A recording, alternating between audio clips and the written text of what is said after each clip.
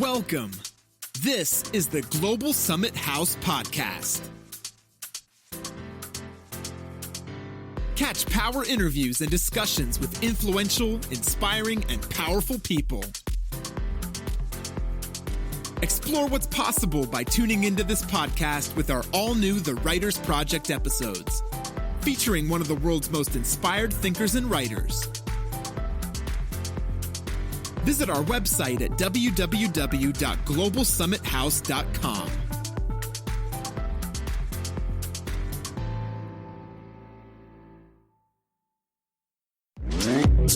Welcome to the TE Spotlight, where we shine a light on the next and new authors, artists, comedians, choreographers, actors, directors, musicians, internet personalities, up-and-comer or well-established, people you need to know and people you need to know more about. This is the TE Spotlight. Today in the Spotlight, we have an amazing author who's written a book that we're going to get to know about, and we're going to get to know a little bit more about her. Her name is Mame Ya. If you don't know Mame Ya, you're about to, because she is definitely someone you need to know. Mame Ya, welcome to the TE Spotlight. How are you doing today?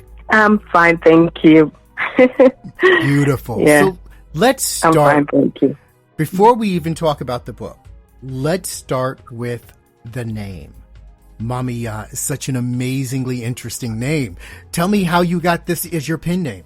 Yes, my pen name, I actually got it because I was born on a Thursday.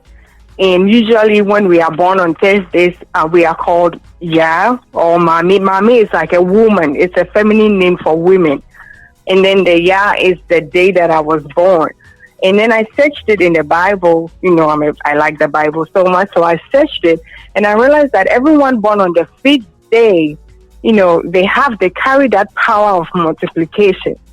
So I realized that, okay, since this book is feminine and it's also the day that I was born, and I want this book to carry power, I just used that name, you know, like that, because I was born on that name. So I just used that name for my book to carry the power. So every woman who gets it, you know, it multiplies. Whatever blessings they get out of the book, it multiplies for them. And then they get the power of it to also be able to, you know, live their life to the fullest. Yeah. I'm so captivated by what you're saying. I could just listen to that for hours and hours. It's like such it's you acknowledge your own blessings and then you're giving them back into the universe. And we could really use so much more of that, right? Like so much more of that right now in the world. Tell me, do you write from that place? Do you write from a very spiritual place? Oh, no. Usually when I write, any place for me is okay. You know, the whole writing is about yourself, about your mind, what you are really focused on, what problem you are actually looking at. You know, for me, I deal with ladies in the church. I deal with other people outside. And sometimes I come across certain things that they say. And it's mostly I use my own challenges. So as long as the cause for the writing comes, it doesn't really matter the place I am, whether it's noisy, whether it's a quiet place, it just flows. Yeah, so... And what got you into writing? Mm-hmm. What got you into writing? Yeah, I had a passion for writing around 12 years old. And, you know, every time I see paper and pen, I don't know, something jumps out at me. And then I just take it and I don't know what to write on the paper. So sometimes, you know, I sort of just writing those animations that I see on TV. And then I keep writing and then, you know, it doesn't really make sense. So then I throw them away. So I got on my knees one time and prayed and I said, God, every time I take a paper and pen, I really don't know what to do with it, but I cannot do without paper and pen. So, you know, the thought of writing came to me, but I actually didn't really know what to write about. So, you know, as I was growing, the passion was growing because I just enjoyed, you know, telling stories, using my stories as lessons to teach kids. So, you know, my first book was a children's story that I wrote for them. And then I realized that I had the inspirations to write, you know, like Christian books for women, for parents. Yeah. So, you know, that's my passion in that's my inspiration, and that's the things that I write about. Yeah. So I'm going to take a moment. So this is what got me into writing, actually. Yeah. Yeah.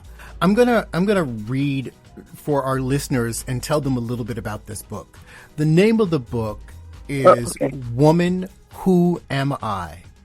And I'm going to read the synopsis that was sent to me by your publicist so everyone understands what's going on with the book. It is, your life has no meaning as a woman if you can't identify who you are. This book gives you directions and helps you identify yourself and your strengths.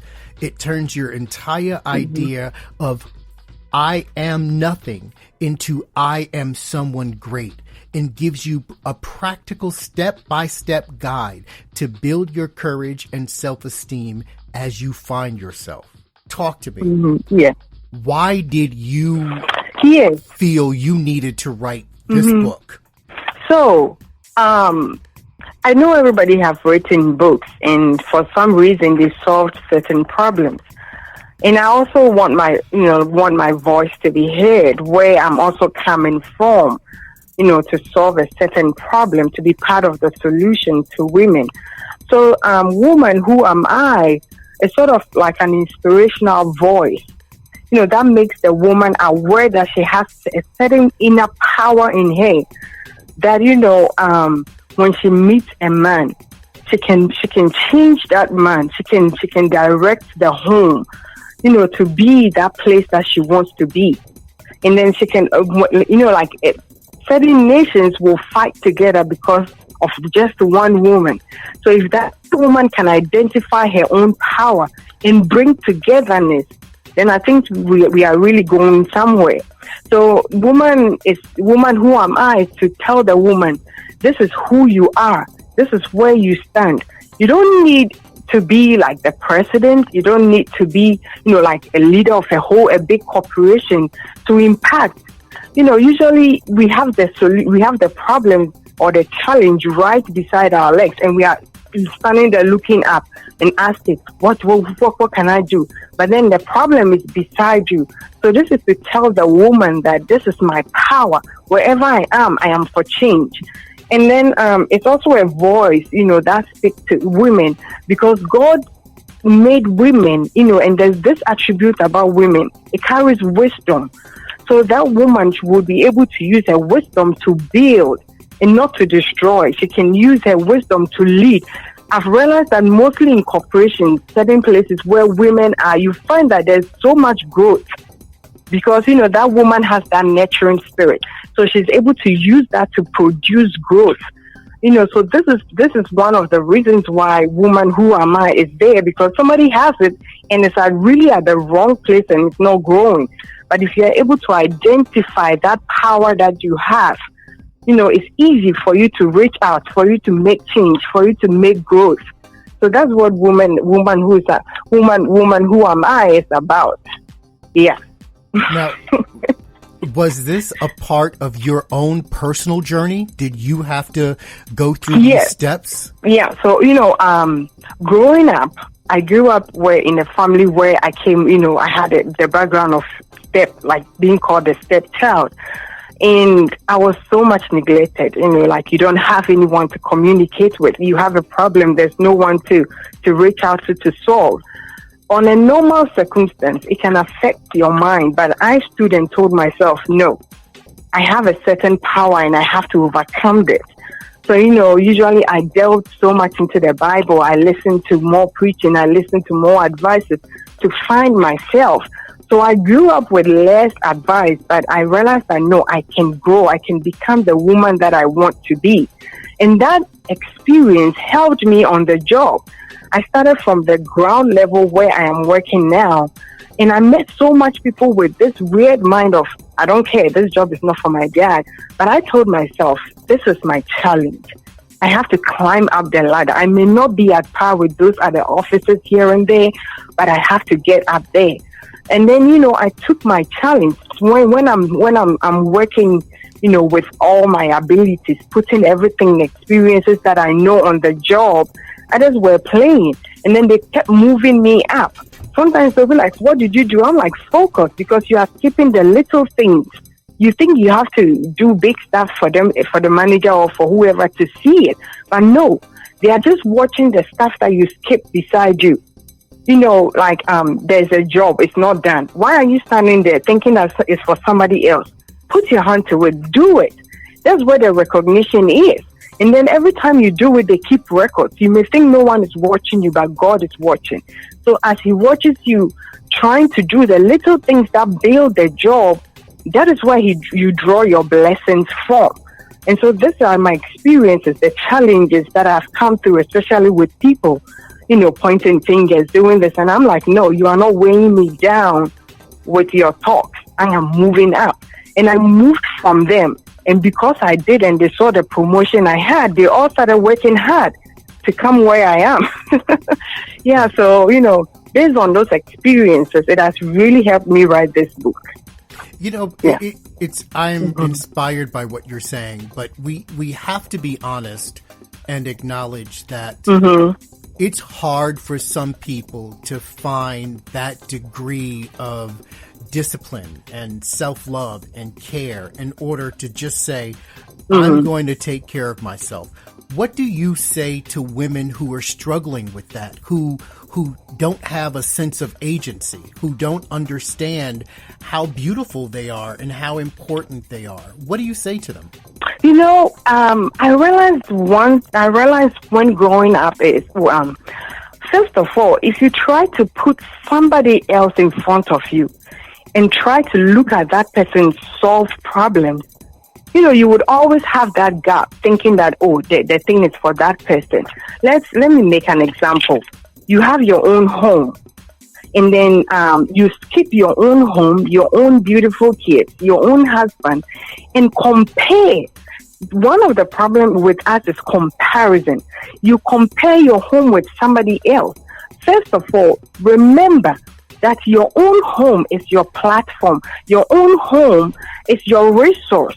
You have the human resource. You have the energy resource. It is you. You have to accept what you have. If you do not accept what you have, and then you look at the other person and think, oh, the other person is rich, is wealthy, is this, so everything is okay for them. Perhaps what you have may be the strongest thing that person needs. So the little thing that you think you have, maybe yours is finance. That small thing that you have, put your family together. Stand as a woman. Use your ability. You have the power to speak in your house. You don't watch your children doing unnecessary stuff. When it's time for you to impart to them, sit them down, talk with them, ask them of their problems, deal with solutions. You see, this is what makes you. So when you get out there, you already have that ability. You know when to step in. You know when to withdraw. But some of us women, we think like, okay, I saw this person do this. I don't know how that person did it. So I really don't care because I really can't get to that person to ask. No, the problem is beside your leg. It's beside you. So if you skip the problem and look at the other person and compare yourself, you will never think that you can do it. But if you look at yourself first, because every time a woman dresses, she looks at the mirror before she gets out. So let the mirror that you look at tell you, what have I solved today? Have I been good to this person? Have I been nice in my home? If I leave the home, coming back home, am I happy? Am I so happy to go back and see the people that I left? If you cannot be happy going back to your workplace, then there's something wrong. Then you didn't do something right. Then you skipped something. So for me, sometimes what I tell my work people is, listen, we can all not do everything, but before you leave your work to get to your house, make sure that you don't regret anything. So in your life, if you keep regretting stuff, you have to watch out. You have to stop, pause, and assess yourself. And then realize that, no, I'm not doing something right, or somebody is not doing something right. Figure out the problem, and then sit down and then find solutions to it. See, that is our stepping stone to climb up.